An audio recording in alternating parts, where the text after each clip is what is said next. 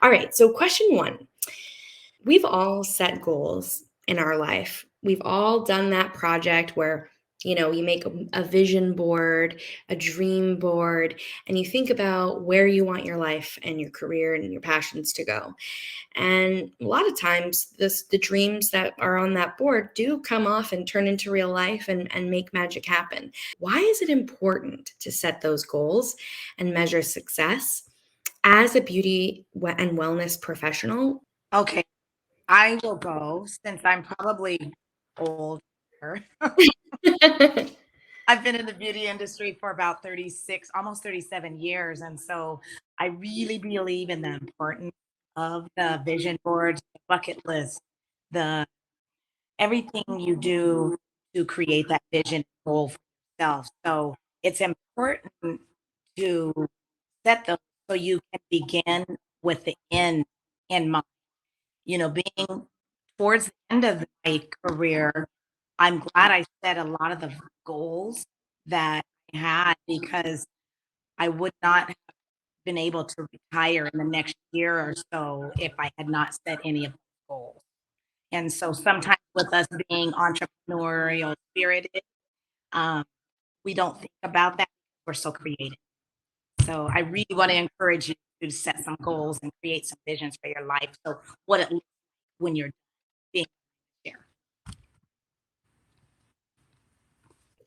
Thank you for starting us off with that, Barbette. It's always a pleasure to hear from you because I know you are a wealth of wisdom and you've been around the block, but it's also great to know that your tenets throughout your whole career have been eyes on the prize, staying focused, identifying what you want to achieve, and making the plan to make it happen.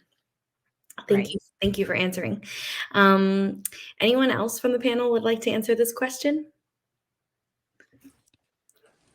I think that it's important simply because if you don't set a goal, you have no idea where you're going.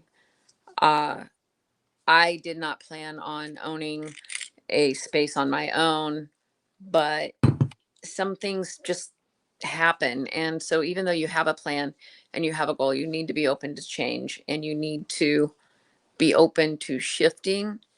But that doesn't mean that you can't keep those same goals. You just have to adapt.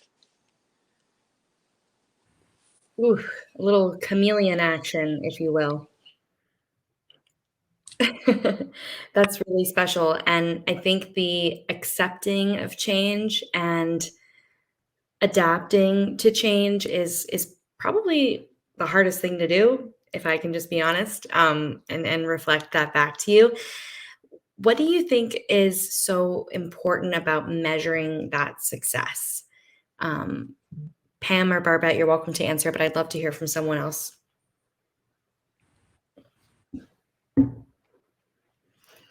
Marissa, Angela, Genevieve, whichever one. I'll speak. Am I echoing? Yeah, I hear you. Go ahead, girl. Okay. I think it's important to set goals and measure success so you can see where you're going, how you're going to get there, and also to inspire other people to move forward in progression. A lot of it for me is to lead by example and then just to remind myself daily of my short-term goals and my long-term goals and just stay on track. That's a great answer. And, it's so funny. I wish I would have actually asked you guys to introduce yourself first because the three of you are hair queens and just absolutely have built your careers based on those who have inspired you and how you've built your own success through that. I'm curious, who inspired you? Like, who did you see in the horizon and what made that person inspire you to set your goals? So mine was Sandra Stockton, and I was her assistant. And the funny thing is, I used to come to this building that's now Sola Salons. It used to be one salon, and I used to cut her foils and hold them for her and see her money pile up. And I used to be like, one day I'm going to make $100 behind my chair. And then she mentored me and made me want to be great at selling product, doing hair, and being passionate. So she was the person that got me there. Now I'm here in this room, and I remember it used to be her salon. Nice. That's insane. You're in the room where you were mentored, running. I'm in the building, and I rent a room now because they turned it into Sola salons. But it used to be one big salon before it was Sola. Wow. What mine. I love that. And Sandra's now down the street, still doing hair. I love that. What a special Mhm. connection, and that you get to live that every day. Yes, I love these emojis. All the time. I'm gonna give one too. That was a great one. Yay. Thank you, Angela, Barbette, and Pamela. Okay, Marissa and Jen, did you guys want to answer this one? Did you feel like this one called out? Yeah, I'll add to that. Basically, what you can't measure, you cannot track. So unless you have like clear goals set for yourself, whether it's a sales goal or a retail goal, it's then you're just kind of winging it. And you're tell me about your business, because I think that you actually are one of the most unique people on the panel tonight. I'd love to learn more about what you do. I'm a licensed esthetician. Sorry, that's my daughter in the back. Because working from home. I'm a licensed esthetician and an instructor, and I'm also a trainer. So sorry.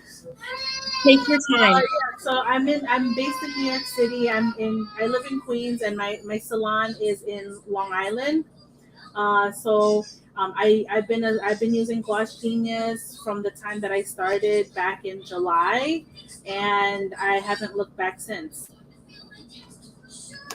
How special. And first of all, the baby crying on cue, that was a great thing you just made happen, because I think that there's lots of moms on this call tonight, and especially obviously in the beauty industry, we've spoken about before that it's not about giving up one or the other. It's about balancing both. So thank you and your daughter for being here tonight. Yeah, no problem. And I think that's interesting what you said. Like it's hard to measure success. What was it that you said? I loved that line. What you can't measure, you cannot track. And what a good life lesson that is, because a lot of times I think we rely on like, oh, I'll remember that, or let me just check that out later. But really being mindful of what you're able to do is important. Thank you, Genevieve. Yeah. Let's move on to the second question. So how do you go about setting goals for your business, and how has the approach changed over time? Angela was talking about how she was, working in this salon, holding the foil, folding it, like getting, those goals have changed over time. You were hoping to get $100 behind the chair. How have those goals for your business started, and how have they changed since the beginning of your career? Anyone's welcome. I haven't heard from For me, Marissa. it was just wanting to get behind the chair and build a clientele. So my biggest thing was when I was starting out, you had goals to reach because corporate gave them to you. But then when I got to Kansas City after doing hair for 20 years and I had to change things up, I didn't have that anymore. So I ended up looking at the person who had the total above me. And so my goal was to catch up to them. And then when I do that, like 2 or 3 weeks, then I head for the next person up. And no one knew I was doing it. It was my personal goal, but it works. Even if it's just baby steps, because I left 25 years of clientele behind. And so to start over and not know anything about actually making goals, because corporate had always done it for me, that was the simplest thing that I did. And I believe that system actually works even if you're in a community salon, an open air salon, you can still go ahead and shoot for your next person. I called it chasing the dollar. So little goals will get you there. You don't have to have a giant one, but by the time you get to the top of all the little goals, then you're looking around, you're like, now what do I do? And Pam, while you're talking, can you tell us a little bit about your career and where you started? I know you've had quite a professional career as well. I'd love to hear about it. I started out, I went to beauty school on a trust fund from a car wreck that I'd had. I was the only person in there who paid for it up front. It was not an accredited school. I was definitely from the wrong side of the tracks. I spent several years in Fantastic Sam's quick service salon. It was not a bad situation. It was actually very convenient. It worked for me at the time. I left for a while because at that point in time, as a mother, I didn't have insurance. And so I left and went to working in aircraft for 10 years. And I would get the little odd and end styling job part-time here and there. But then I ended up going back to Fantastic Sam's, and I worked my way up to assistant manager, which was not something I wanted. I took it simply because it was either I took it or they would bring somebody else in. And I was afraid that that would disrupt our dream team that we had. And I wasn't going to turn my friends and my workmates over to an unknown entity. So I stepped up and I took that. And that was far more than I wanted at the point in time. But I learned it, I managed it. And then we moved to Kansas City. And I started at Fantastic Sam's and I went to Great Clips. Then I heard about this awesome salon that everybody thought I would fit into, and I didn't. And I was there for 4 or 5 years until the boss and I, he wanted to go to a hair show for, I think it was State Beauty or something like that. And I needed to stay here. We were just getting word about deregulating. And so I felt like it was more important to hold my license than it was to go look like part of his little harem. And so we started arguing then. And then I took a Goonies class. I don't know if everybody's heard of them. The Goonies are absolutely amazing. They have wonderful, amazing people there. And they come from all different walks. Some of them own big salons, some of them own suites, whatever. It was 3 days of intense training and learning about products and techniques I'd never heard about, which was mind blowing because I have been in the business since I was 18 and here I am at 54 and there was still stuff to learn. And so I got excited again. That of course made things harder for me to go back to work because now I had other information. My boss had looked down his nose at the class and I saw all the things that he could have done to improve the salon. And the more I talked to him about it, the crankier he got. But yeah, I would see him standing at his chair right next to me and stretching to see what I was doing. And I'm like, I'm totally happy to show you this. It's really awesome. We can totally do that. Oh, no. I have forgotten more than most people know. Oh, okay. Whatever. And his business started to slide, unsurprisingly enough. And I got tired of fighting with him every day. And it was a fight every single day. So I didn't rage quit, but I did rage seek a new place to go. And I had set up with 2 other salons with people that I knew. As a landing pad if I needed it, because I, of course, had to get the licensing for my space. And I wasn't sure that he wasn't going to kick me out. He always purported that he would be happy for our progress and give us our client list. And everybody knows that's just not going to happen. And it didn't. So I was fortunate enough to hit SOLA. And one of my friends, I had 2 weeks booked out, like $2,000 that my manager, my owner, had just basically thrown down the drain. And so I rented a chair in a big salon for about 3 days, which was fine. And then my other friend who was in Sola said, these days are absolutely free. Just come and use my space for free. And I was floored. Like, I was completely flabbergasted. I had gone to get the Sola suite and I had $250 in my pocket. That was it. And Wow. I talked to the building manager and I was like, okay, well, how much does it cost? Do you need first and final? And she was like, no, if you want this space, it's yours. What? Talk I'm about sorry. manifesting. Talk about manifesting that. Yeah. One last. And I started in a blank room. And now look at you. I mean, you're a rainbow jumping off my screen right now. And well, I was lucky enough that when COVID came, I moved up instead of down. I had my eye on the suite next door that was bigger. And so even though I'm not like chasing the dream, I'm still looking for opportunities to grow and move up. Thank you so much, Pam, for sharing that. And I know that you've also helped your kids become professionals in the hair industry as well. So I'm sure we'll hear about that in just a few seconds. I wanted to give other people a chance.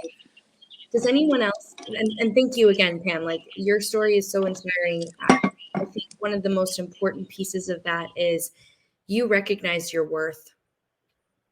And if you were your only, person behind your back, that was it.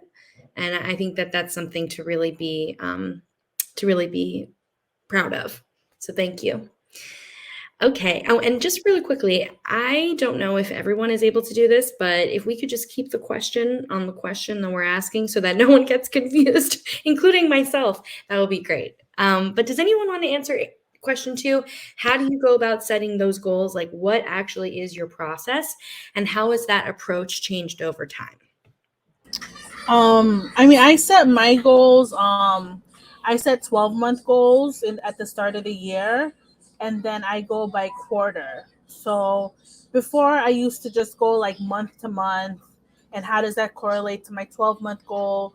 But then now I split it into quarters, and then I go each month. But like instead of each month evaluating the 12-month goal, I'm looking at the one for the specific quarter. So that's really how I go about it. In terms of, setting the goals for my business, I'm still relatively new. I'm like 7 months in.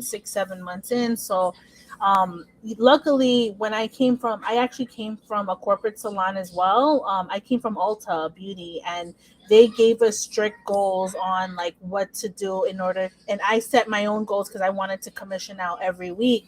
So I just try to, set it according to like what my budget is for the month. Like how much do I need to bring in, personally? How much do I need to bring in for the business?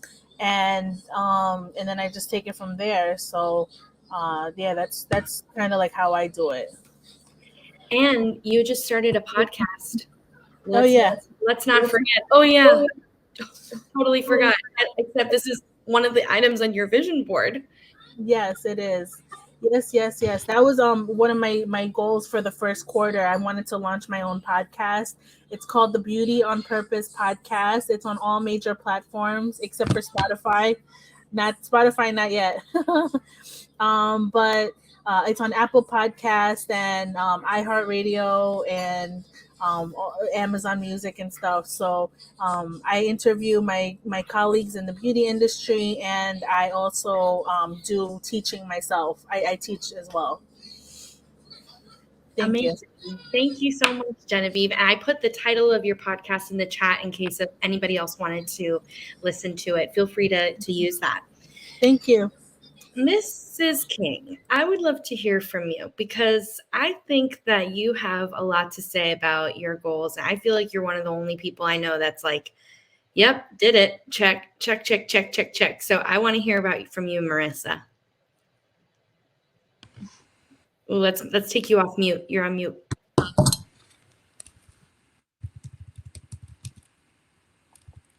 I don't know what's going on with my computer today, but okay. So I was kind of waiting for the next ones. I feel like a lot of my stuff, a lot of my like answers and what I do kind of all go with like 2, 3, 4, that kind of thing, like with those questions. But my biggest thing is I came from a commission salon. I started off like, I mean, in the beginning, you got a paycheck by either making more money like with your commission or like you'd have to do hourly. So I would always try my hardest to make more like through my commission than my like what it would have been hourly. Which back then, I mean, it was hard because it was before like Instagram and like with Facebook back then, you could only get it if you were in like college. So like, I mean, it was definitely difficult. But then slowly, before I actually left my salon, they started doing like the summit program, which at first nobody liked. I liked it because even though I was always like the rare person with like the coach that we had, she never really understood how I would level up so fast because I never would have like they have all these different boxes that they check. I would only ever check like the amount of like services and like dollar amount and like with like what like the cert like my average ticket would be. She's like, you really shouldn't be leveling up because you technically like you have a lot of clients, but you don't have enough clients to be like at a 4. But because my clients would spend so much money, like every time they'd come in, it worked out well. So I was like, okay. So that helped me get like a better idea of like, okay, like I need to focus on if I have 6 clients today, like they all need to at least spend this much. So when I left there and went to a SOLA, it like worked out very well for me doing Gloss because they make it super easy for me. They tell me like right on your app like what you need to do, like you know your average ticket for per client. And then I'm obsessed with, I typically in the beginning of the month am more like geared at checking my reports and then the end of the month, but then that's how like I go from there. And I'm like, okay, like I know in the back of my head, it's like with like balancing a checkbook, I don't really actually like write down my balance and stuff. It's like always like running in my head. So every day that's pretty much like how it is. And I'm constantly like, okay, like I know that this month I need to beat, last year I for the month did 15,000. Like I have to do more than that this month. So then I try to like, sell more product and do stuff like that. The beginning of this year has been kind of a struggle. I experienced more issues with like COVID from clients and things like that than I did in the past. But so far, because of my app and being obsessed with like keeping track of all of that, it's been better than I thought. So thank you for sharing that, Marissa. I look up to you, and I think that you're a great example of persistence. Okay, let's move on to question number 3. So, and someone asked in the chat if everyone wanted to share what their Instagram was. Feel free to do it on there. And if you're not already on the community Instagram, we're all on there as well. So in the background, feel free to do that. But for our panelists, here's our third question. Do you track goals on a daily, weekly, monthly, or annual basis? Genevieve, you already chatted about this a little bit in terms of like quarterly versus annually. And what tools do you use to track that attainment? Hint, hint, you may or may not have an app on your phone that could help you with that. So I'd love to hear from someone who may or may not use GlossGenius or outside of GlossGenius as a solution, but specifically tracking goals and keeping track of them, or like setting them and keeping track. I absolutely use GlossGenius. When I first started, I couldn't believe all the things that it would track. It tracked everything that they had me tracking in the corporate situation. I love the weekly report that how much did you do this week? That's amazing. I love being able to track all of that stuff in one spot. I totally credit my success to GlossGenius and Sola. Without them, I don't know what I would have done. I like to piggyback on that if I could. Can you guys hear me? Yes, please go ahead. Okay, great. Yes. And So- anyone can jump in, feel free. Okay, yeah, absolutely. GlossGenius, I have been using for the last 5 years. And I was telling Dani last week, I didn't even realize everything it can do because I'm getting ready to get rid of my QuickBooks that I spend $27 a month on, because there is a portion in the GlossGenius that will give me everything I need. So instead of spending $27 a month on QuickBooks and then another 24 or whatever I pay for GlossGenius, I'm able to do that. It was like a light bulb moment, even though I've been using it for 5 years and I thought I knew everything there was to know about GlossGenius. But I just want to encourage all of the younger stylists to use everything in there, because it has the daily, weekly, monthly, annual goals that you have. Everything that you need is in GlossGenius for the success of your business. And plus it just gives you those little the little sayings that they give you at the end of the day of "you rock," and I love that part of it too.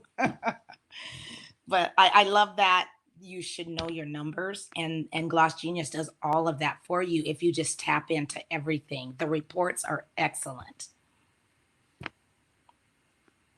Yes, I just filed my sales taxes. I don't know if anyone's in New York, but the fact that all I did was just look up the report from like my sales report from like December to March.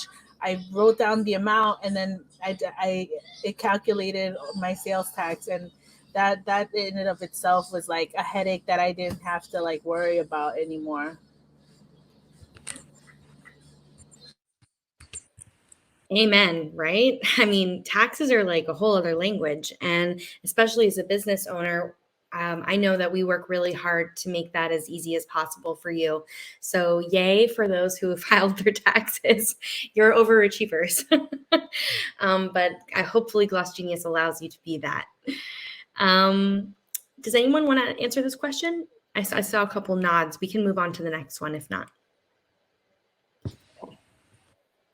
So now that we know how you're tracking success and like keeping tally of how you're doing, whether it's by setting those goals and seeing how they pan out, or by using your GlossGenius app on a daily basis, when it comes to measuring that success based on your goals, is it as simple as meeting or exceeding the bigger goals that you set for yourself, or is it bigger than that? And why?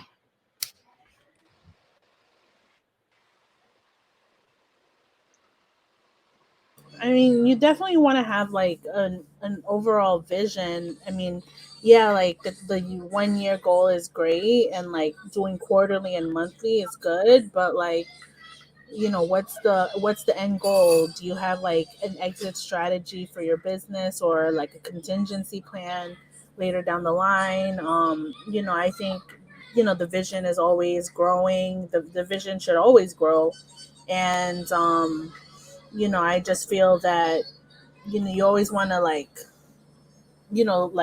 take one step at a time, but then look at like how far you want to go at the destination.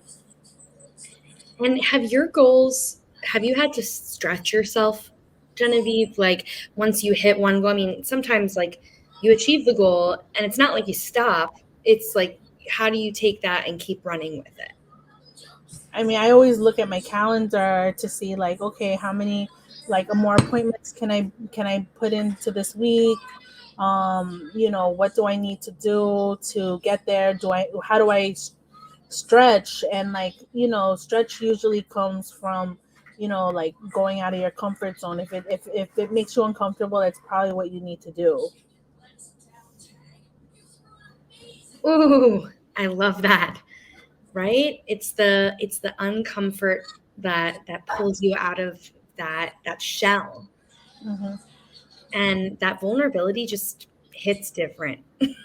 Yes, absolutely. Anyone else?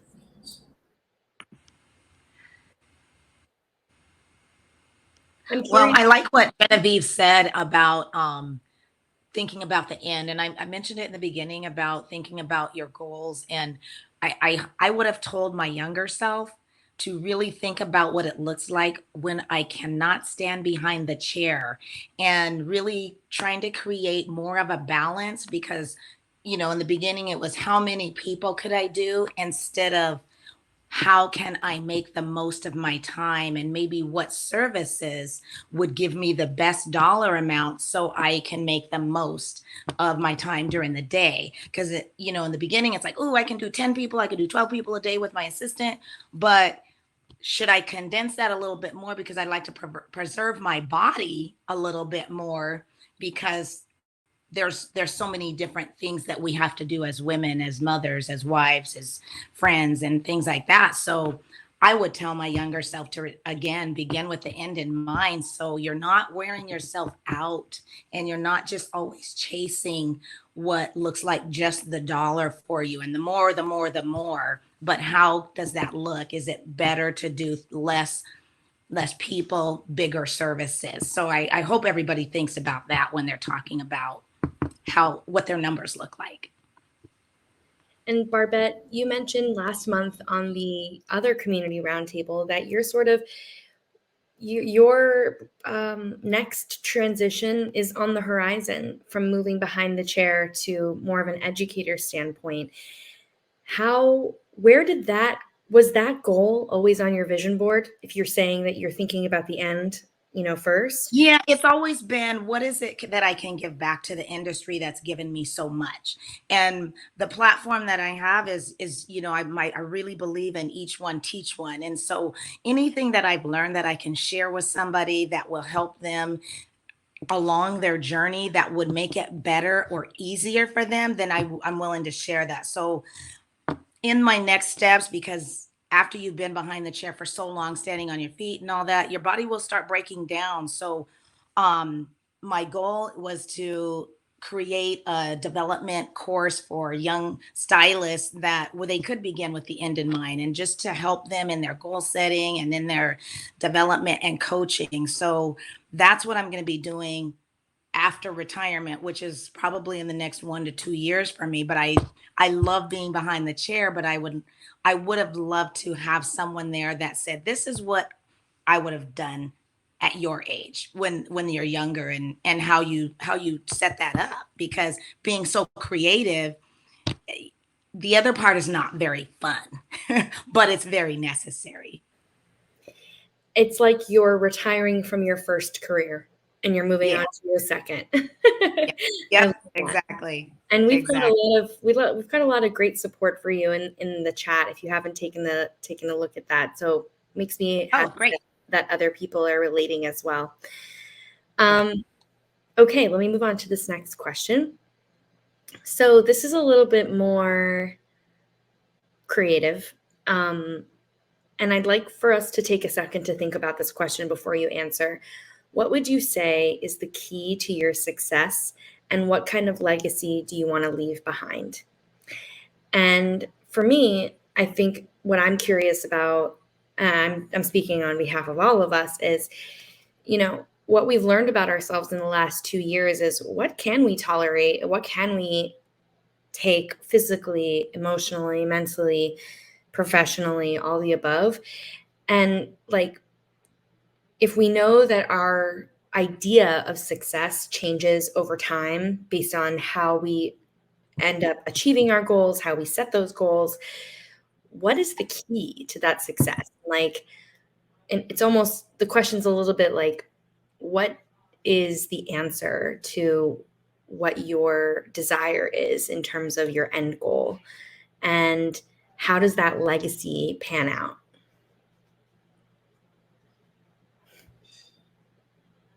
Angela, you were talking about Sandra, and I feel like you're Sandra's legacy.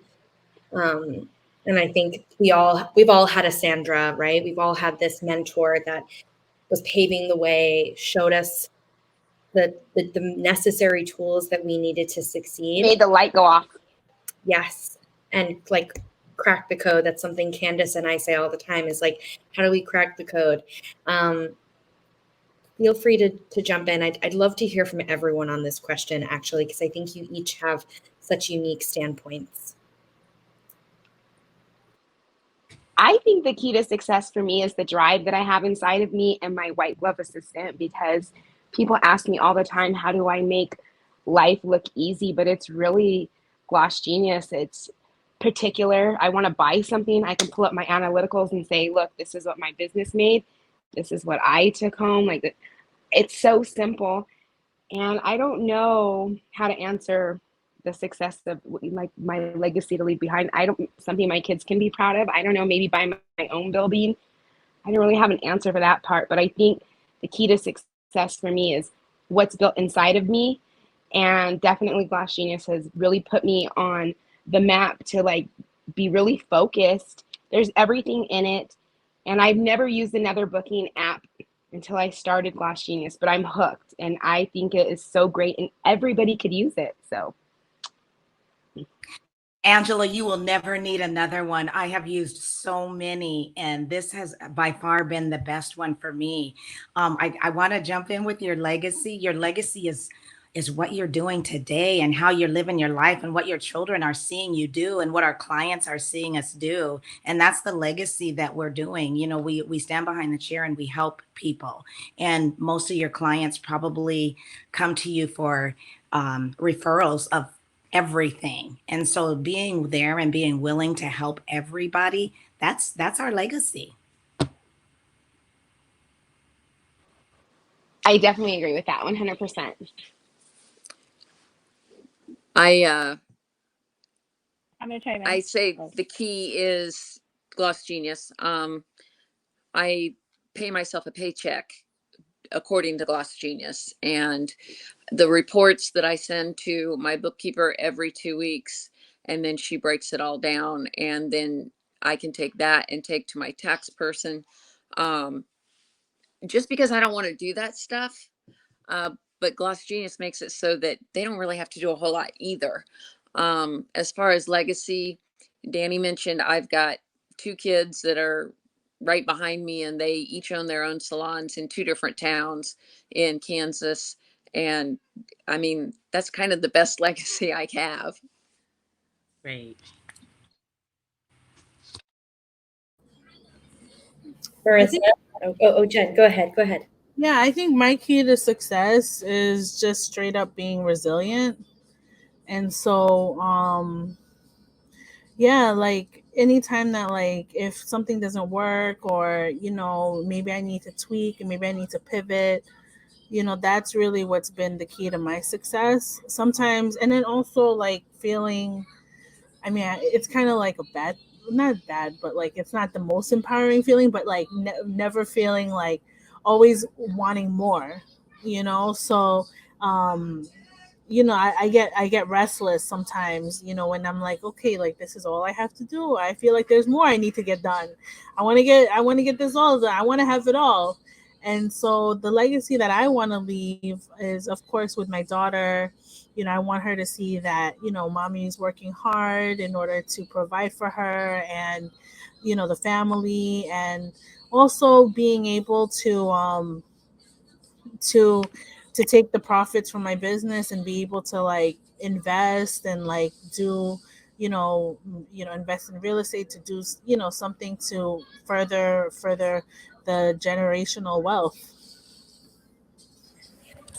Absolutely. I wrote in the chat, like multi-generational salon. Someone get on that. Because I think that there's something to be said of different walks of life being in the same space so that we can all, and that's, hello, community, you know, in all forms. So Jen, I think that is not motivating or empowering. I think constantly pushing yourself and seeking more. I think Pam, you said that word seeking, and it really resonated with me. Like that is such a powerful muscle to have in your body. And I don't know if you know others who don't have that muscle, but it is definitely a privilege to be motivated, to be clear on what you want and what you can do.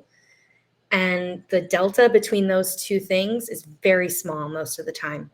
So you are, and you are totally an inspiration. And for every mother that's on this call or parent, however you identify, you should all feel very proud, because just like you're service providers. You are here to make other people feel good and to feel special and confident in a vulnerable way.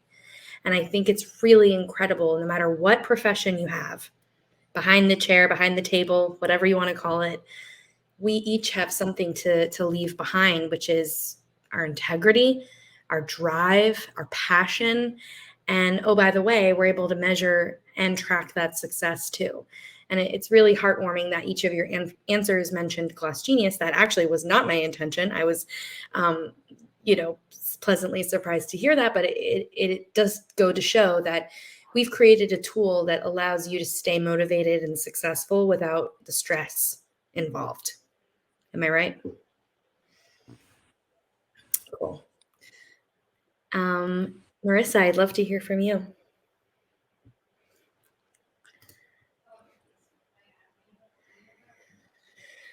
I was going to say a lot of what everybody said. One of my biggest things with just like working and how hard I push myself is that I do have a daughter who gets sad when I go to work on Saturdays and she has to stay home, but she knows when she says, why do you have to go to work? She like instantly says, oh, you're going to go make money. And she like sees, like I have a large studio at Isola and I'm by myself. And like, I just want her to see that like when she gets older, she doesn't have to go to, traditional college. She doesn't have to just like get married and be a stay-at-home mom. She doesn't have to depend on anybody, because I love my husband, but if something was to ever happen, like I don't need my husband when it comes to that. Like I can take care of myself and my child. And she knows that like mommy goes to work and she works hard and she like appreciates it, even though she gets sad that I'm not here for certain things. But she also then sees too that since I am my own boss, like I am able to do things that like some of her other friends' moms aren't there for, or their dads aren't there for, because I can set my own schedule and, be at whatever I want. So I guess that would be my legacy. And honestly, this might be weird, but I feel like my key to success is that I do try to, like, I don't know, most of my clients, I feel like a lot of them become such good friends and like family that like when certain things happen with them or like happen with me, like it's just like different than if you were just at like a normal like 9-to-5 type job. And there's been things recently that have happened with a couple clients that are horrible, and then like the outcome from that and stuff, like seeing their families and then myself like going to events because of it, like, and they're like so shocked, like you're just her hairdresser and you still came to like whatever the certain thing was. So I feel like that's part of my key to success. I think that's a wonderful note to end this panel on, which is really just the 5 of you have forged your own path. You have worked harder than anyone around you. And if you don't have kids, then you've got community members, you've got clients, you've got other people around you that are professionals who are looking up to you. And by the way, we're all looking up to you too. So it's absolutely just thank you for joining tonight's panel. This has been really enriching, and I personally learned a lot, and I hope that everyone who joined on tonight's call learned a lot as well in regards to how to identify your goals, how to track them, and measuring that success out of it.